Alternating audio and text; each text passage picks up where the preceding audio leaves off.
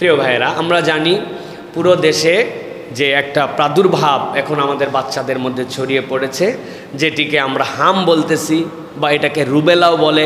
এইটা হচ্ছে মূলত মিজেলস নামক, যারা ডাক্তার বা যারা বিজ্ঞানী তাদের ভাষায় একটা ভাইরাস আছে। এই সংক্রমণটা শিশুদের শ্বাসনালী দিয়ে ভিতরে প্রবেশ করে। ভিতরে প্রবেশ করার পরে এই ভাইরাসের সবচেয়ে পাওয়ার যেটা, সে সাময়িক সময়ের জন্য বাচ্চার ইমিউন সিস্টেমকে নাই করে দেয়। কোনো রোগ প্রতিরোধ করার মতো তার আর কোনো ক্ষমতা নেই, এইরকম একটা অবস্থা করে ফেলে। এই যখন ইমিউন সিস্টেম একবারে চলে যায় বাচ্চাদের, তখন বাহিরে যে আমরা যে চলন্ত সবসময় আমাদের গায়ে জীবাণু লাগতেছে, সবসময় আমাদের গায়ে বিভিন্ন ধরনের ব্যাকটেরিয়া আসতেছে, কিন্তু আল্লাহর পক্ষ থেকে দেওয়া এর বিপক্ষের যে অবস্থান আমাদের স্কিনের মধ্যে, রক্তের মধ্যে ফাইট করতেই আছে, করে পরাজিত করতেছে। আমরা বুঝতেছি না 24 ঘন্টা প্রতি সেকেন্ডের যুদ্ধ চলতেছে। কিন্তু যখন এই মিজেলস নামক এই ভাইরাস ভিতরে যায়, তখন ওই বাচ্চার আর এইটা থাকে না। তখন প্রথম গায়ের মধ্যে র্যাশ উঠে যায়, গা দিয়েই প্রথম আক্রান্ত হয়, এরপরে শ্বাসকষ্ট হয়, তারপরে সর্দি হয়, তারপরে ব্রেনের মধ্যে আক্রান্ত হয়, নানান কিছু হয়। আস্তে আস্তে আবার ওইটার প্রতিরোধ ক্ষমতা যখন বৃদ্ধি পায়, তখন সেই বাচ্চা আবার সুস্থতার দিকে যায়। এর জন্য আমরা জানি 2টা টিকা আমাদের বাচ্চাদেরকে দেওয়া হয়, একটা 9 মাসে আর একটা হচ্ছে 15 মাসে। এই টিকার নাম MR। দেখবেন আমার তো বাচ্চা কাচ্চা আছে, আমরা দিছি, এটা আমরা জানি। ওই মিজেলস রুবেলা বলে এইটাকে। এখন এই টিকা কেন কাজ করতেছে না সেটা গবেষণার বিষয়। অনেকেই বলে এগুলো টিকা আইওয়াশ, সেটাও আমাদের ভাবার বিষয়। কিন্তু এই ভাবনার আর এই চিন্তার মধ্যে থেকে আমাদের বাচ্চা কাচ্চাদের জন্য তো আমরা হেফাজতে নিতে পারবো না। এই জন্য আমাদের যেটা দায়িত্ব হবে, প্রাথমিকভাবে আমি বলবো, আমাদের অনেক বাপ মা আছে নিজেরা প্রথমে ডাক্তারি করে, এরপরে ডিসপেন্সারি আলাদাদের ডাক্তারি করে। আল্লাহর ওয়াস্তে ডিসপেন্সারি আলাদার ডাক্তারিতে যেন আপনার বাচ্চা এরকম হয়েছে, ফার্স্ট স্টেপ আপনি ডাক্তারের কাছে নিয়ে যান, হাসপাতালে নিয়ে যান। এটা খেলাফে সুন্নত নয়, এটা সুন্নতের কাছাকাছি। নবীজি সাল্লাল্লাহু আলাইহি সাল্লাম যে যে বিষয় বিশেষজ্ঞ, সেই বিশেষজ্ঞ অনুযায়ী ট্রিটমেন্ট নিতে বলেছেন। এক সাহাবী এসে বলছেন, আমার বুকের রোগ ইয়া রাসূলুল্লাহ, হার্টের রোগ যেটা এখন বলি।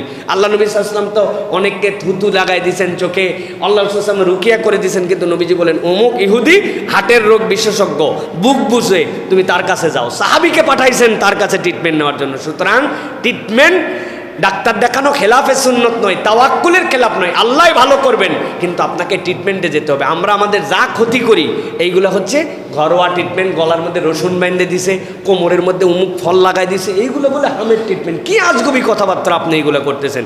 যেটা প্রপার ট্রিটমেন্ট এটা নেন, ডাক্তারের পরামর্শের কাছে চলে যান, এবং ঘাবড়ানো যাবে না। আমরা প্যানিক করে ফেলি অনেক সময়। একটা বাচ্চার যখন এরকম ইমিউন সিস্টেম দুর্বল হয়, ডাক্তার তখন দেখার চেষ্টা করবে তার হিস্ট্রি কী, তার কোন দিকে দুর্বলতা আছে। শ্বাসকষ্ট থাকলে শ্বাসকষ্টের ট্রিটমেন্ট শুরু করবে, জ্বর আসলে জ্বরের ট্রিটমেন্ট শুরু করবে। আমরা যদি এরকম না করি তাহলে আমাদের জন্য এটা ক্ষতি হবে। সুতরাং এই ক্ষেত্রে জনগণকে সচেতন করা, সরকারের পক্ষ থেকে এটা নিয়ে আলোচনা করে। এই বিষয়ে সংসদে না 10 মিনিট কথা হতে পারে যে স্বাস্থ্যমন্ত্রী এটার উপরে কি নিলেন, এটার জন্য কি কাজ হচ্ছে। উল্টা আরো বার্তা ছড়াইছে যে বিগত আমলে নাকি শায়েখ আহমদুল্লাহর উমুকের পরামর্শে নাকি টিকা না দেওয়ার সিদ্ধান্ত সরকার নিয়েছিল, এটা নাকি তাদের ইনফ্লুয়েন্স। শায়েখ আহমদুল্লাহ কি মাথার ঘিলুওয়ালা লোক না ঘিলু ছাড়া লোক? আপনি কি মনে করেন এই লোককে? এই লোকের ব্যাপারে আপনার কোনো ধারণাই নয়। একদল বদমাইশ এই সকল মিথ্যা কথা বলে যে তারা নাকি টিকার বিপক্ষে বলেছেন। টিকার বিপক্ষে অনেক কথা আছে, কিন্তু উনি এই কথা বলেন নাই। উনার এগুলো কথা বলেন নাই, বিগত গভর্নমেন্ট এরকম কোনো সিদ্ধান্তও নেয় নাই।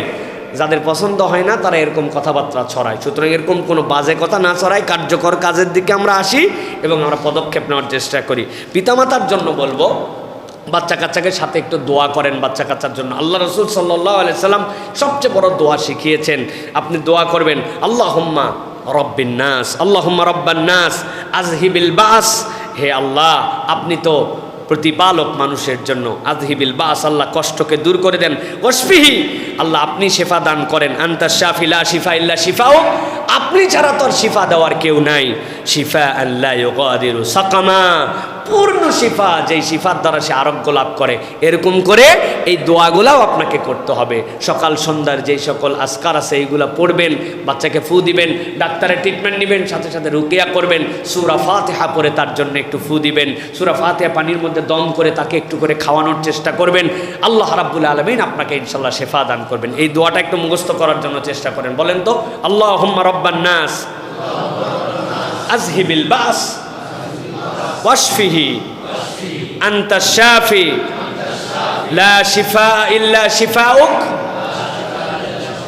শিফাআন লা ইউগাদিরু সাকামা। এই দোয়াগুলা করেন এবং এই পদক্ষেপগুলো নেওয়ার জন্য চেষ্টা করেন। আমাদের এক ভাই এসে বসে আছেন, তার 1.5 বছরের বাচ্চা হাম নিয়ে হাসপাতালে ছিলেন, মারা গেছে। আমাদেরই মুসল্লি, কত তার বুকের মধ্যে কষ্ট, কত হাসপাতালে বাচ্চা কাচ্চারা কষ্ট পাচ্ছে। আমরা তাদের জন্য দোয়া করি আল্লাহ রাব্বুল আলামিন যেন এই প্রাদুর্ভাবকে দূর করে দিয়ে আল্লাহ যেন আমাদের বাচ্চাদেরকে শেফাই কুল্লে আজেলা দান করেন।